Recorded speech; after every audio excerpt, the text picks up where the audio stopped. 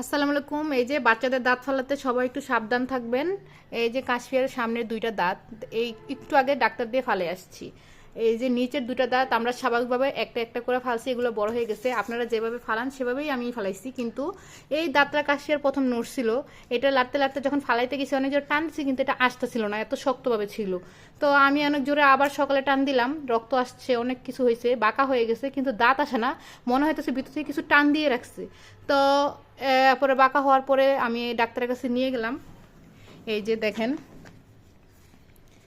Doctor তারপর injection দিয়ে দাঁত ফালানো হয়েছে। ডাক্তারের কাছে ফালানোর পরে এই যে দেখেন দাঁত দুইটা কেন শক্ত হয়েছিল। এই যে দেখেন দুইটা দাঁতের মাঝখানে এই যে জয়েন্টটা দেখেন, সবাই কিভাবে দেখা, এই যে দেখা যায়, এই যে ভিতরে একসাথে লাগে আসছে, দেখছেন?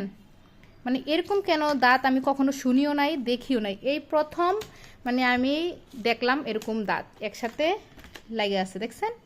আপনারা একটু খেয়াল করলে দেখবেন মাঝখানে ওই যে একটু লেগে আছে। তো এই দাঁতটা যখন ওর টানতেছিলাম তখন এই দাঁতটাও নরম হয়ে গেছিল। তো এই জন্য বললাম, যখন বাচ্চাদের দাঁত যদি না আসতে চায়, শক্ত হয়ে লেগে থাকে, তখন আপনারা এটা ডাক্তারের কাছে নিয়ে যাবেন, টানাটানি করবেন না, আমার মতো ভুল করবেন না, তাহলে বাচ্চা অনেক ব্যথা পাবে, অনেক রক্ত যাবে। তো আসসালামু আলাইকুম, সবাই ভালো থাকবেন।